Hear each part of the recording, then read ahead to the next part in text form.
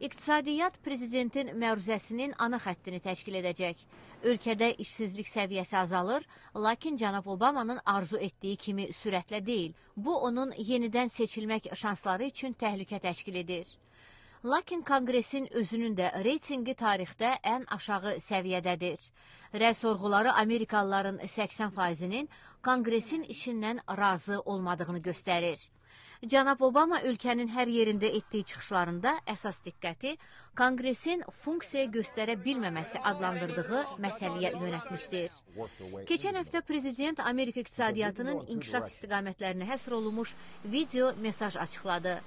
Prezident Obamanın sözlərinə görə bu onun keçən il Kanzasda Asavatomidə orta sinif və bərabər əmək haqları mövzularına həsr etdiyi çıxışının əsasında olmuşdur. Mən o Savatomada çıxışımda orta sinifin ya qalacağı ya dağılacağı mövzusunda danışmışam və adamlar orta sinif üçün yollar tapır. Çünki bizim iki yolumuz var. Bunlardan biri daha az imkanlar və daha çox qeyri-bərabərlik aparır. Ya da ki, mənim düşündüyüm yolla getmək uğrunda mübarizə aparacağıq. Bu da bir neçə zəngin adam üçün deyil, ham üçün əlverişli bir iqtisadiyyatın yaradılması yoludur. Bu çıxışda onun keçən həftə siyasi ab-hava ilə bağlı dediyi kəskin ifadələr yoxdur.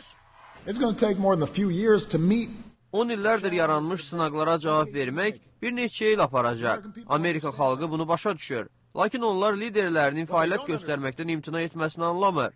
Amerikalılar onları təmsil etmək əvəzində partiyanı ölkədən əvvəl, gələn seçkini isə gələcək nəsillərdən önə qoyan adamlara baxmaqdan yorulub və usanıb. Prezident Obama ABŞ-da istehsalın artırılması, alternativ enerji mənbələri hesabına enerji sektorunun genişləndirilməsi və Amerikalıların daha yüksək təhsil və təlim almasına kömək edəcək təkliflər irəli sürəcək. Cənab Obama Konqresin bir iclasında hesabat məruzəsində əldə etdiyi əsas nailiyyətləri göstərməyə çalışacaq. Buraya səhiyyə islahatları, Wall Streetə nəzarətin gücləndirilməsi, silahlı qüvvələrin İraqdan çıxarılması, ABŞ-ın Əfqanistandan çıxması strategiyasının müəyyənləşdirilməsi və Üsama Bin Ladenin qətli daxildir. Vaşinqtondan Dilşad Əliyarlı, Amerikanın səsi.